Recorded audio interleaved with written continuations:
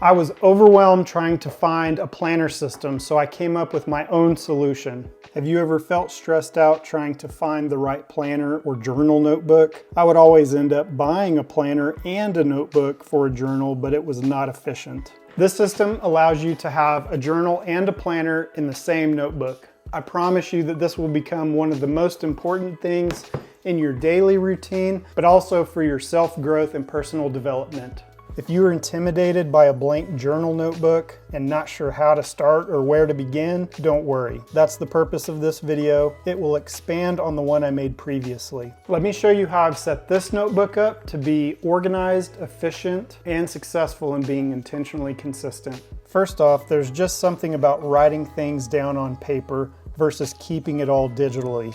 Maybe it's because I'm in my 40s, which, speaking of 40s, there is a 42% better chance of achieving your goals when you write them down. Okay, let's get started.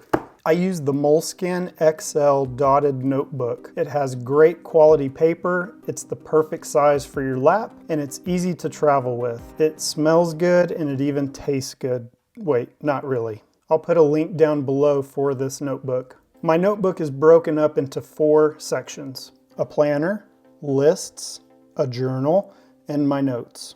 Here's what that looks like.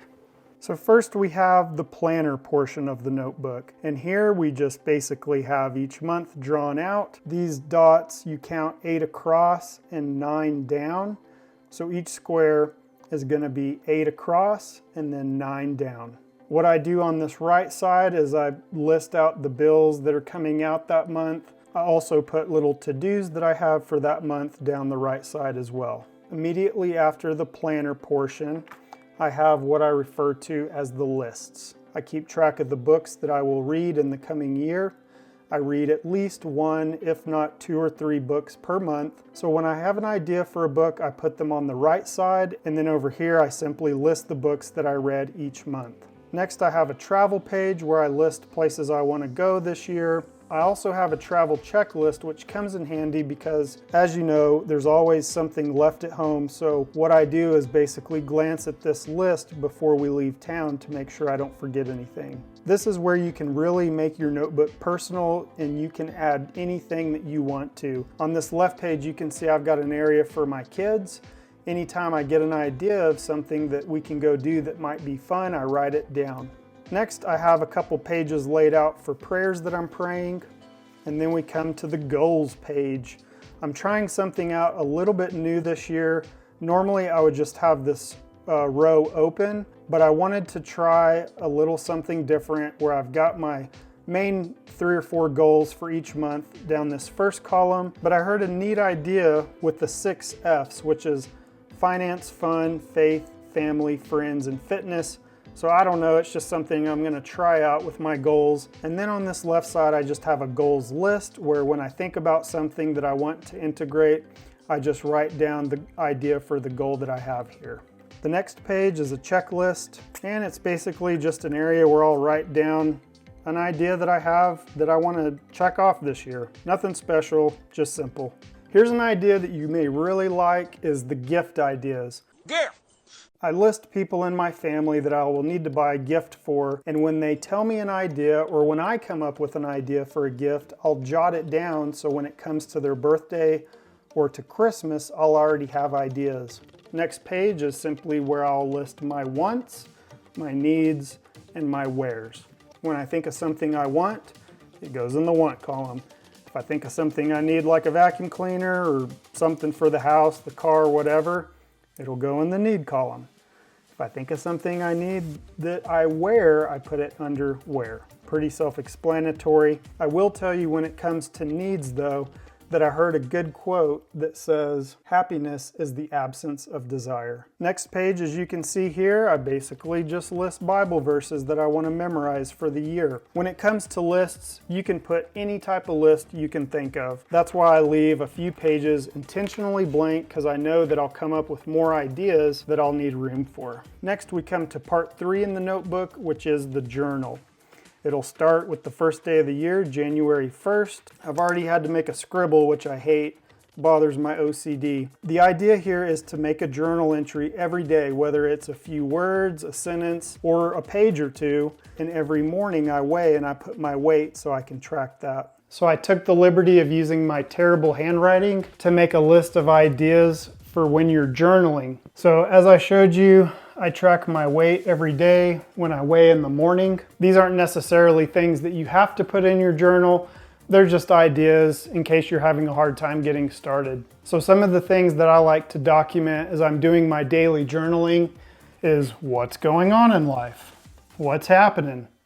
I talk about people that I meet, conversations that I have, notes that I take. This could be, you know, like if you're at church taking notes, if you go to a conference or you're hearing a speaker, you can put your notes in the journal. Anytime I take a vacation, I like to put notes about it, what we did, things like that. Another great thing to track is milestones that you achieve in your life. Maybe you hit a goal and you want to put that in your journal. Sorry about the lighting, by the way. I know there's a shadow, but this is a bedroom. It's not some YouTube studio. So the main thing with journaling is getting your thoughts on paper. You want to get out of your head. It can be a dangerous place if everything's just in your head. So it's very relaxing too to just get your thoughts on paper. And then of course, one of the most important aspects of keeping a journal is these two right here. Personal growth, self-growth, self-development. That's the whole purpose. Every day we're wanting to get a little bit better, right? I got better.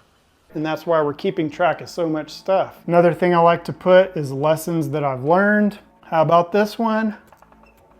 YouTube videos. You watch a helpful YouTube video on a topic that you're interested in, put a little note about it. Quotes, I love quotes. So if I hear a good quote, I'll throw that in my journal. Maybe you like to eat like me and you're a bit of a foodie. If we try a new restaurant, I'll jot it in my journal. I'll talk about things that are going on with the kids, music I'm listening to, and mistakes that I have made that I do not want to repeat. Now what's cool is when you go back through your journal, you're gonna have all these notes and ideas. This is important because it's gonna be the last part of the notebook, which is part 4, which we'll talk about in just a minute. One of my favorite things with the journal is the reviews.